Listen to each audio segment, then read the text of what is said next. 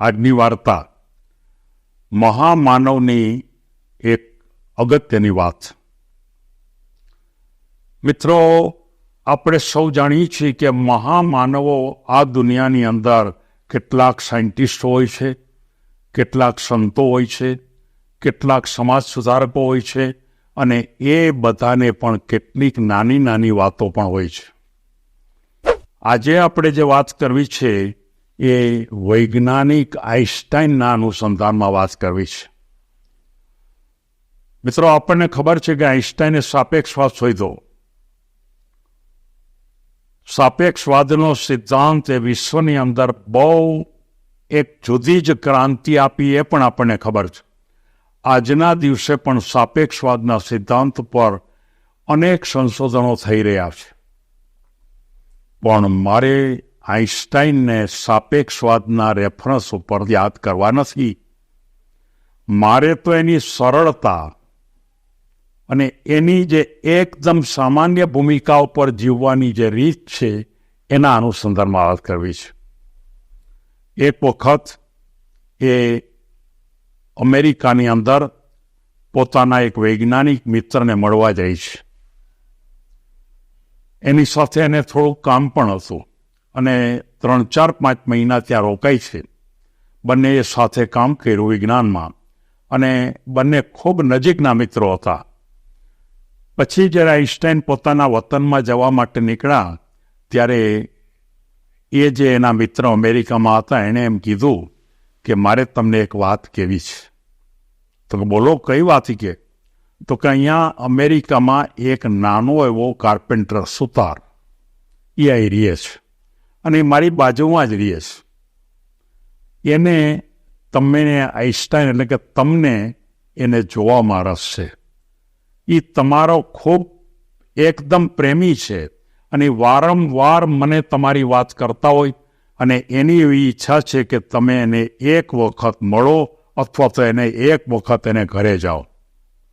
ત્યારે આઈન્સ્ટાઈન એમ કહે છે કે તમે મને જો વહેલા કીધું હોત તો હું ચોક્કસ ત્યાં જાત, એમાં કોઈ શંકા જ નથી.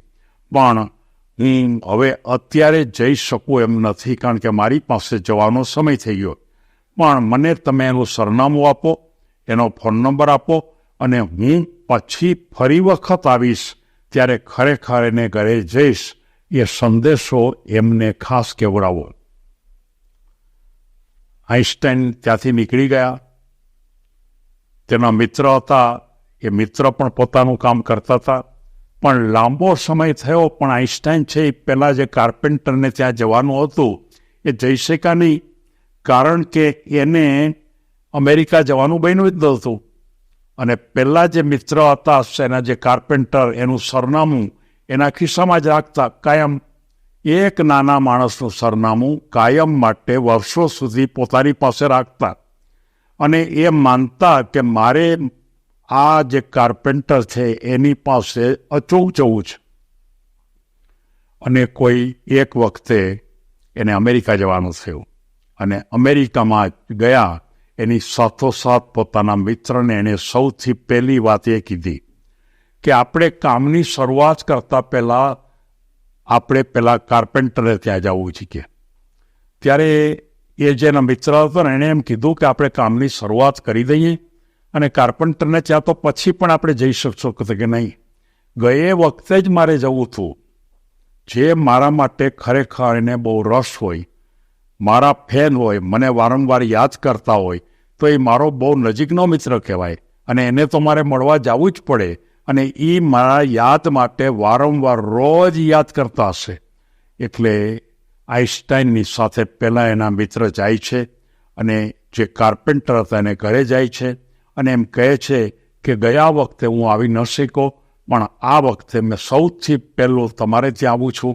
આજે હું તમારે ત્યાં રોકાવાનો છું. આજે હું તમારો મહેમાન બનીશ, તમારે ત્યાં જમીશ અને આપણે વાતો પણ કરશું.